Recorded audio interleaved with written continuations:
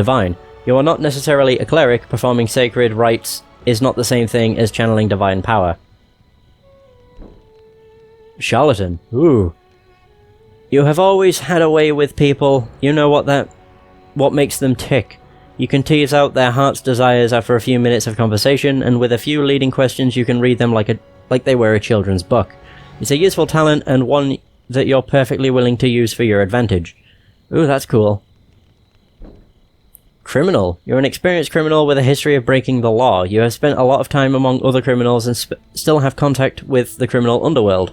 You are far closer than most people to the world of murder, theft, and violence that pervades the underbelly of civilization, and you have survived up to this point by flouting the rules and regulations of society. Ah. Entertainer. You thrive in front of an audience. You know how to entrance them, entertain them, and even inspire them. Your poetics can stir the hearts of those who hear you, awaken grief or joy, laughter or anger. Your music raises their spirits or captures their sorrow. Your dance steps captivate. Your humor cuts to the quick. Whatever techniques you use, your art is your life. Folk hero. You come from a humble social rank, but you are destined for so much more. Already the people of your home village regard you as their champion, and your destiny calls you to stand against the tyrants and monsters that threaten the common folk everywhere. The gladiator is as much an entertainer as any minstrel or circus performer, trained to make the arts of combat into a spectacle the crowd can enjoy. This kind of flashy combat is your entertainer routine, though you might also have some skills as a tumbler or actor, so you get 1 strength, 50% bonus, and 1 to hit damage beast. Oh right, more experience from those. So we have a bunch of backgrounds to choose from, and it's quite hard to choose, honestly, because there's so many. I was actually thinking of soldier or knight, to be honest. Like the soldier gets me 10 gold, 1 strength, and I get some healing items. What does the knight give me then? 1 strength and 1 to physical damage dealt.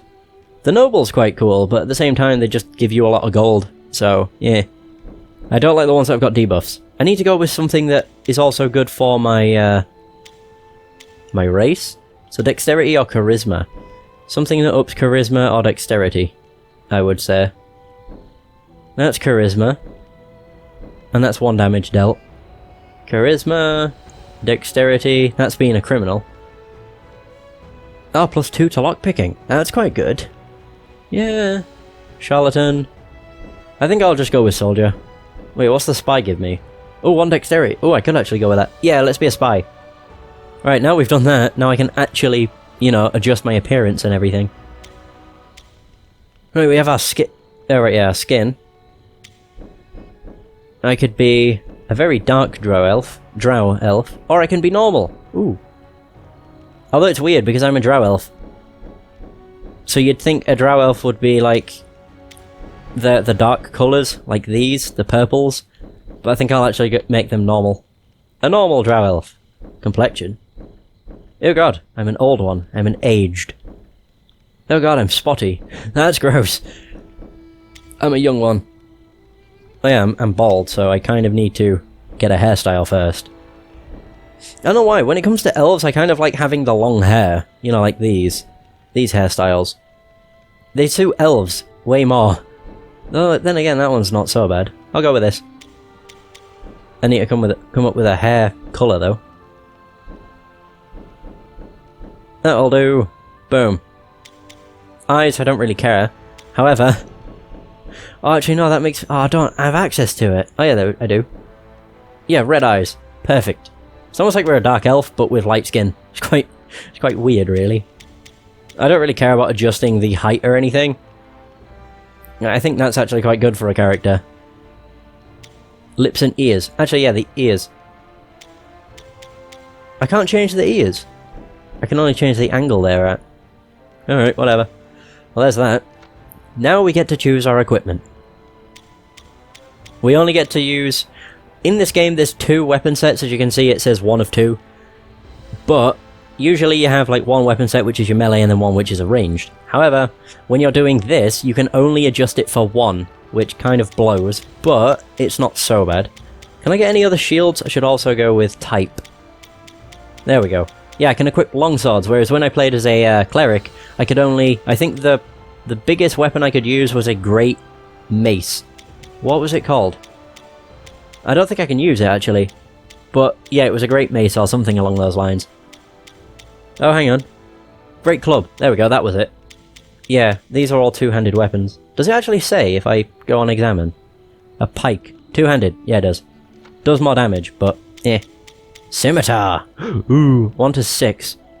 Yeah, I'm not entirely keen on maces, to be honest. So I'll go with one of these swords, but I don't know which. Maybe a longsword? A longsword does 2 to 8. Huh.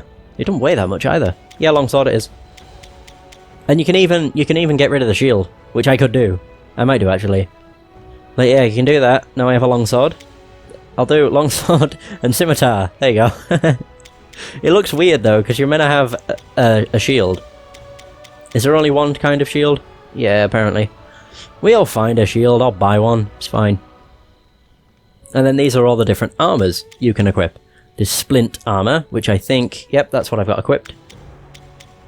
There's different kinds. They only look different. That's all there is to it. Like, as you can see, there's no difference apart from the fact they look a bit different. And then the scale mail, which is not as good. Ah, right, so that's a medium proficiency. And it's only an armor class of 4, so I'd rather have the splint. And I think I'm wearing splint boots too. I can change them. Yeah, they look... Oh, they look way better. But I think... Is that the one I'm wearing? No, that one is. There we go, it matches. Look at that. I do look like a gladiator now. No, so there's that. Now we get to edit our stats. Now you'll notice in the brackets some of them have minus. What was it I went with? Spy, that was it, yeah. Yeah, there's ones that are minus. So what I usually like to do is put points into them so that they're no longer minus, which usually happens when you reach 10. Now I have 18 points to put into 6 stats.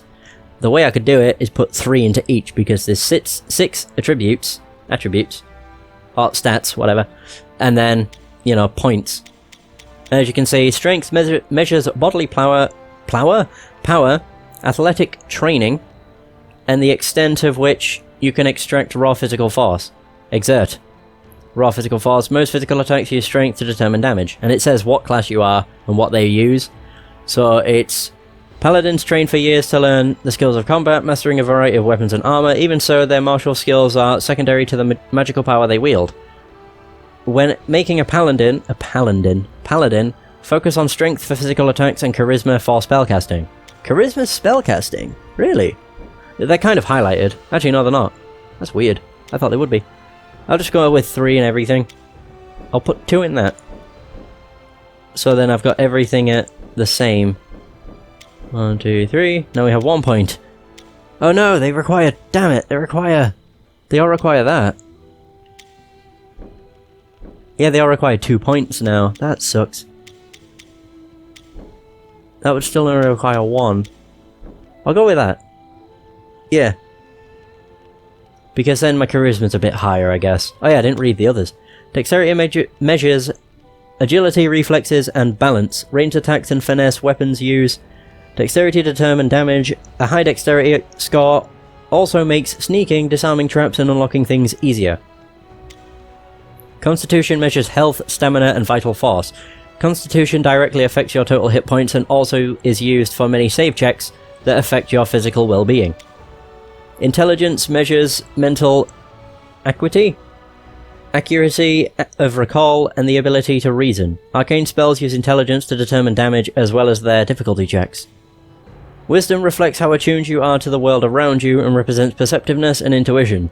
Divine and nature spells use wisdom to determine their potency, and wisdom also helps in locating hidden objects. Charisma measures your ability to interact effectively with others. It includes such factors as confidence and eloquence, and it can represent a charming or commanding personality.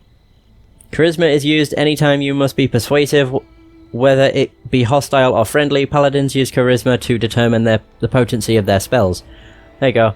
Wow, it's been 25 minutes and I'm still creating a character. Holy balls. Lay on Hands, and these are your abilities. Like, I can go over to here and I could unlock more spells if I really wanted to. Grants proficiency bonus on an attempt to disarm a trap. Or pick a lock. Oh, that could actually be a good idea though, because I'm not able to pick locks at the moment. Fairy Fire. Any creature in the area when this spell is cast is outlined in a blue light if it fails a DC 12 dexterity saving throw. Any attack roll against an affected creature has advantage, and the affected creature can't benefit from being invisible. That's pretty cool. Victorious Surge, we have. Flying Foe. Hurls a spear attached to a chain. Takes 3 to 10 piercing damage and pulled towards the user. Ooh. Ooh, that's quite cool. Yeah, I'll go with that. Victorious Surge. I didn't forget it's X to learn it. Then we have Shield Bash. I don't have a shield, so that's pointless now. I most probably can get them, so it's not a big deal. Requires level 2. There's a Bless. Yep, I can get that. Sign of Vulnerability. Lay on Hands. Calls upon the Paladin's deity to heal the wounds of an injured ally, restoring 5 to 7 hit points. This spell has no effect on undead or constructs. I will actually get the proficiency for lockpicking. Yeah, that's the good thing about the Paladin, is they have everything here unlocked. Like, they can use absolutely every weapon there is in the game, which is brilliant. The only thing they're missing out on is literally these, like the searching, which is fine by me. And yeah, we'll just get that, just so then I can lockpick stuff. Now we have a summary.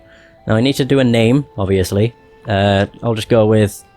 Should I just go with TRW? Yeah, why not? And then you can choose the portrait, which is pretty cool. I'll go with that one. And then the voice.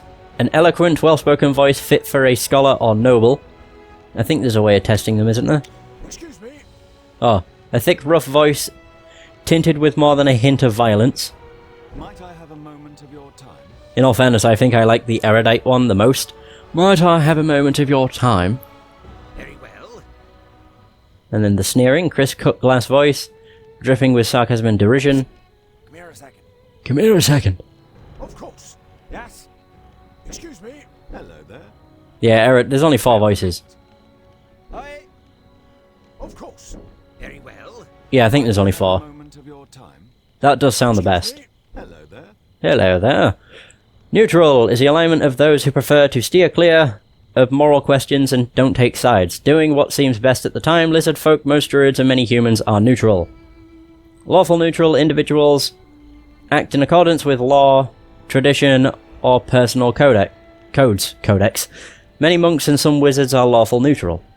Chaotic good. Creatures act as their conscience direct, with little regard for what others expect. Copper dragons, many elves, and unicorns are chaotic good. Neutral good folk do the best they can to help others according to their needs. Many celestials, some cloud giants, and most gnomes are neutral good. Lawful good creatures can be counted on to do the right thing as expected by society. Gold dragons, paladins, and most dwarves are lawful good. I'm a paladin, so I'll probably be lawful good.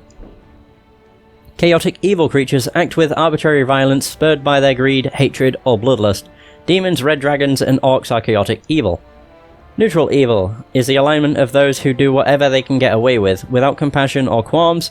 Many drow, some cloud giants, and Yugoloths are neutral evil. Lawful evil creatures methodically take what they want within the limits of a code of tradition, loyalty, or order. Devils, blue dragons, and hobgoblins are lawful evil. Chaotic neutral creatures follow their whims, holding their personal freedom above all else. Many barbarians and rogues and some bards are chaotic neutral. Okay, so it was lawful good, wasn't it? Neutral good? No, lawful good. There we go. I'm a nice guy. Now we have deities. Bloody hell. Azuth, the High One, is mainly a god of wizards, whereas Mystra is goddess of all magic. Azuth, or Azuth, is god of all the long hours of study, exacting standards of movement and speech, and cramped ink-stained fingers. Chaunty, the Great Mother, is a kindly goddess of agriculture and the home, who feeds and nurtures the world. Her worshippers are mainly people who depend on the land for their livelihood, including farmers, villagers, and druids. Corellon